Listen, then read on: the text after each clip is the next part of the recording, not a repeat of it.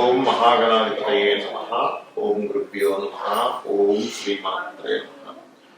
పరమేశ్వర స్వరూపమైనటువంటి జ్యోతిష, వాస్తు మరియు ఇతర అనేకమైనటువంటి శాస్త్రములను మనకు అందించినటువంటి మహర్షులకి నమస్కారం. హయగ్రీవ హయగ్రీవ హయగ్రీవేతియో వధే తస్య నిస్సరతే వాణీ జన్మకన్యా ప్రవాహవత్ అరుణాం కరుణాతరంగితాక్షీం ధృతపాశాంకుశ పుష్పబాణచాపాం అనిమాదివిరావృతాం మయూకైః అహమిత్యేవ విభావయే భవాని. శ్రీమాత్రే నమః. మనం ఈరోజు గురువు జనవరి 1వ తేదీ నుంచి వక్రగతి పోయి స్ట్రైట్ అవుతున్నాడు. ఈ యొక్క గురువు వక్రగతి వెళ్ళిపోయి అది సవ్యగతిలోకి వస్తున్నందుకు అక్కడ ఒక 5 నెలల పాటు ఉంటాడు గురువు మేషరాశిలో ఉంటూ ఏ ఏ రాశుల వారికి ఎటువంటి ఫలితాలు ఇస్తాడు.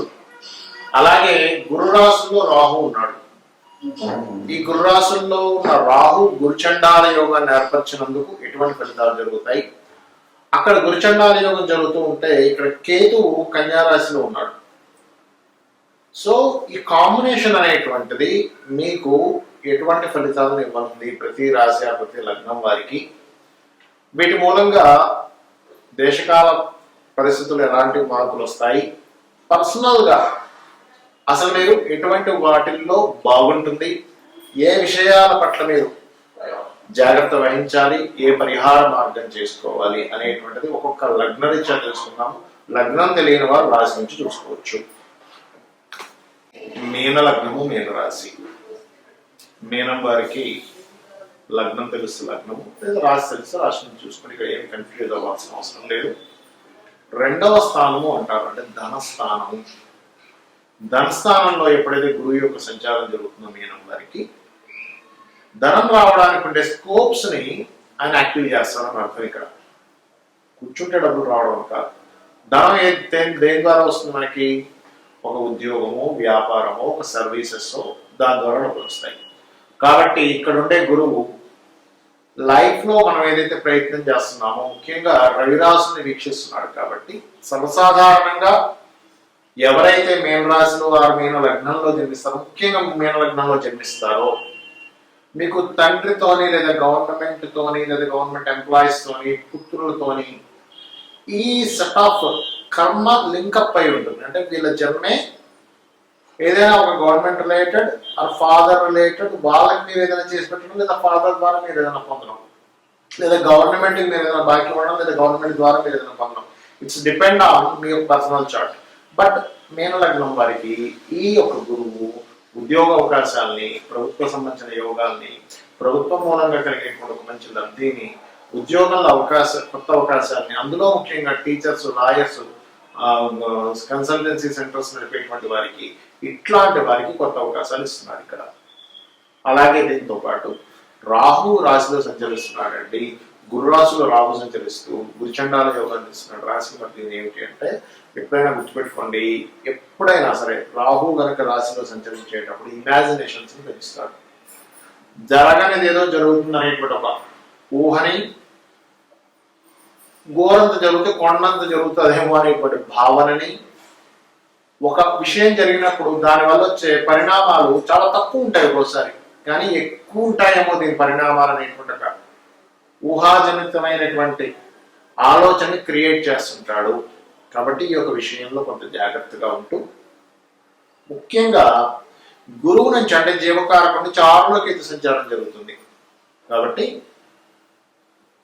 పార్ట్నర్స్, అది లైఫ్ పార్ట్నర్ కావచ్చు, మన బిజినెస్ పార్ట్నర్స్ కావచ్చు, వీరి విషయంలో చాలా జాగ్రత్తగా 1కి 100 సార్లు ఆలోచన చేసుకుంటూ మీరు అడుగు ముందుకు వేయండి. మీరు తొందరపడి కనుక మీరు అడుగు ముందుకు వేశారా ఇది ప్రాబ్లమాటిక్ అవుతుంది. ఇది గుర్తుపెట్టుకోండి. తొందరపడి అస్సలు వేయకండి అడుగు. ఎందుకు అంటే ఇది 7th house Ketu, separation planet అంటారు కేతుని.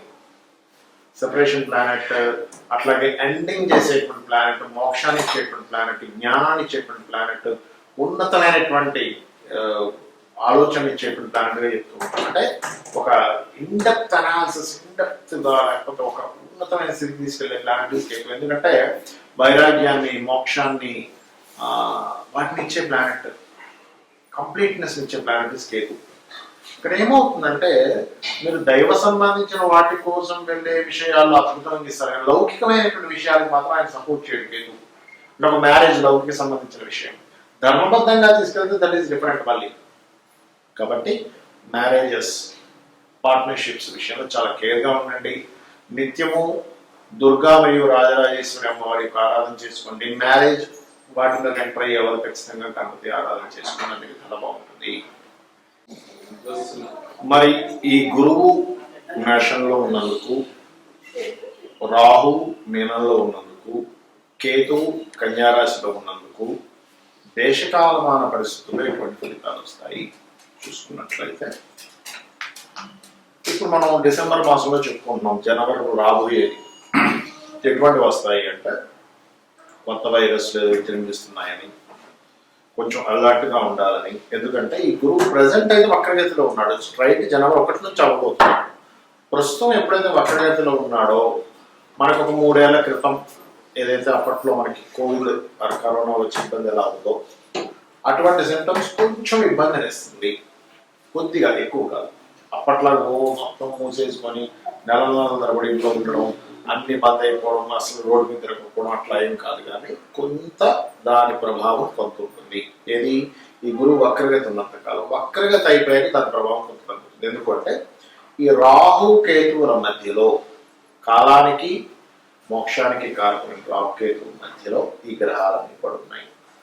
ఎప్పుడైతే జనవరి 15 వస్తుందో, 1వ తేదీ వస్తుందో, మనం డిసెంబర్ మాసంలో చెప్పుకుంటాం, 1వ తేదీ వస్తుందో, అప్పుడు ఏమవుతుంది అంటే కొంచెం గురువు వక్రగతి ఎప్పుడైతే పోతుందో ఈ సింటమ్స్ అనేవి కొంచెం కంట్రోల్ అవుతాయి. కానీ ఈ ఆరోగ్యాన్ని ఇచ్చే కారకుడు రవి అక్కడే ఉన్నాడు కదా, అందుకని ఈ రవి బయటకు వచ్చేదాకా, అంటే ఈ రాహు నుంచి బయటపడాలి. రవి ఎప్పుడు బయటపడతాడు ఆయన అంటే ఏప్రిల్ 14వ తేదీ బయటకు వస్తాడు ఆయన. కాబట్టి ఏప్రిల్ 14వ తేదీ వరకు ఈ, ఎందుకంటే సర్వసాధారణంగా ఇది ఒక రోజులో పోయేది కాదండి. ఇది మన కరోనా ఎఫెక్ట్ ఏదైతే 3 ఏళ్ల క్రితం వచ్చింది, ఇది ఒక 10 ఏళ్ల పాటు జరిగేటువంటిది ఒక జర్నీ. ఇది ఒక 10 years జర్నీ చెప్పాలంటే. ఈ 10 years లో అప్పుడప్పుడు వస్తుంది, విజృంభిస్తుంది, ఏదో వచ్చేస్తుంది, మళ్ళీ పోతుంది. ఇట్లాంటివి ఎక్కువగా జరుగుతూ ఉంటాయి. అంటే ఇంకొక 7 years పాటు ఇవి జరుగుతూ ఉంటాయి చెప్పాలంటే. 7 years కంటే చెప్పాలంటే ఇంకొక 4 years అనుకోండి ఇంకా బలంగా ఉంటాయి. కాబట్టి ఏంటి, ఈ కాంబినేషన్ ఏదైతే ఉందో, ప్రజెంట్ ఉన్నటువంటి ఈ గ్రహస్థితి ఏదైతే ఉందో, ఇందులో జీవుడు స్ట్రైట్ అయినప్పుడు మంచి ఫలితాలు వస్తూ, రవి కూడా బయటపడ్డప్పుడు కొంచెం దీని నుంచి కంట్రోల్ అనేటువంటిది వస్తుంది. దీని తర్వాత రాహు మీనంలో ఉన్నాడు అనుకుంటున్నాం. దేశకాల పరిస్థితుల్లో చూడండి, రాహు మీనంలో ఉంటే ఏం జరుగుతుంది అంటే దీన్ని గురు చండాల యోగము అంటారు. గురు చండాల యోగము. ఎప్పుడైతే గురు చండాలం జరుగుతుందో ఇక్కడ జరిగేటువంటిది ఏమిటి, గురువు అనే గ్రహం రాశి మీద రాహు సంచారం జరుగుతుంది. దీనివల్ల కొన్ని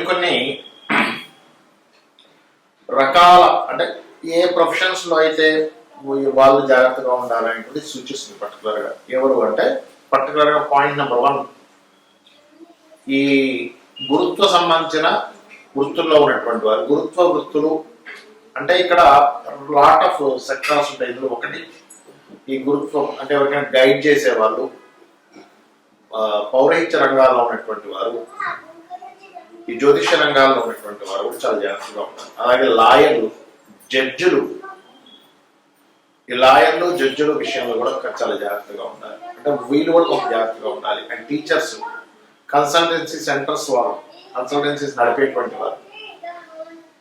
ఎందుకంటే ఈ గురు రాశిలో రాహు ఉన్నాడు. It's most powerful combination. ఇది బాగా అర్థం చేసుకోండి. కాబట్టి వీళ్ళు జాగ్రత్తగా ఉంటారు. మరి గురువు అంటే కేవలం వీళ్ళేనా అంటే మిగతా మనుషులు కాదంటే ఖచ్చితంగా మనకి నాడీ ఆస్ట్రాలజీలో చెప్తుంది ఏమిటి అంటే గురువు అంటే జీవులు. ఈ జీవులు మీద రాహు సంచారం జరుగుతుంది. అందుకే చూడండి, ఎవరైనా జాతకం తీసుకున్నప్పుడు గురు రాహులు కలిస్తే గురుచండాల యోగం ఉందండి అంటారు. అంటే ఇప్పుడున్న కాలమాన పరంగా గురుచండాల యోగానికి చంద్రుడు కనుక కలిస్తే వాళ్ళు విదేశీ యోగాలకు వెళ్తారు, అంటే విదేశాల్లో జీవించడం జరుగుతూ ఉంటుంది.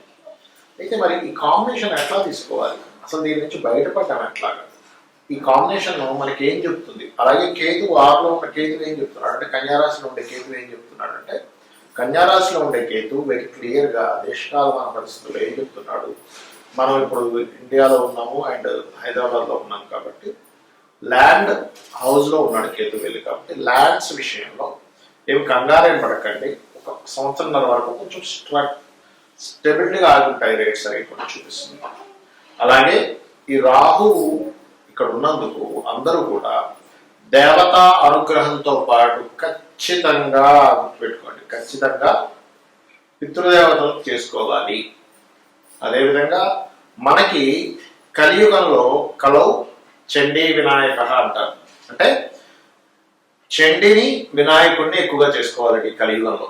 అంటే గణపతి యొక్క ఆరాధన, అదేవిధంగా చండీ పారాయణము ఇవి గనక చేసినట్లయితే ఈ కాలంలో ఉన్న చూసారా, ఈ కాల సర్పము ఉన్నటువంటి అధిక గ్రహాలు కాలంలో ఉన్నప్పుడు ఈ కాలంలో జరిగే విపత్తుల నుంచి జీవులు కాపాడబడతారు. అంటే ఏమీ లేదండి, చేయడం ఆరాధన చేయడం. చాలా మంది అంటారు ఏమంటే ఆరాధన ఉన్నారు ఏం చేయాలి, ఎందుకంటే నార్మల్గా ఉండే లేమ్యాన్కి అర్థం కాదు ఆరాధన అంటే. సింపుల్గా ఏం లేదు, మీరు చేసే ప్రతి పని కూడా ఒక గణపతిని తలుచుకుంటూ చేయండి. లేదా ఉదయం పూట చక్కగా ఒక 10 నిమిషాలు కూర్చొని ఓం మహాగణాధిపతయే నమః అనుకుంటే అక్షింతలు వేయండి, గణపతికి సరిపోతుంది. చండీ పారాయణం యూట్యూబ్లో పెట్టుకొని చక్కగా వినండి, దాని అర్థం తెలుసుకోండి. అసలు చండీ పారాయణం అంటాం కదా, చండీ పారాయణంలో అసలు ఏమిటి అనేది ఒక అర్థం ఉంటుంది, మీనింగ్ ఉంటుంది దానికి.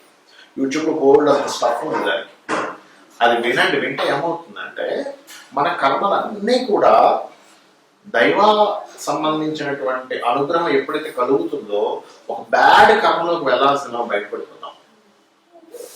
ఇది ఖచ్చితంగా చేయండి. దుర్గా దేవి ఆలయాలకు రెగ్యులర్గా వెళ్తుండండి, గణపతి ఆలయాలకు రెగ్యులర్గా వెళ్తుండండి. ఈ కాలంలో జరిగేటువంటి ఈ యొక్క స్థితి నుంచి మీరు బయటపడతారు.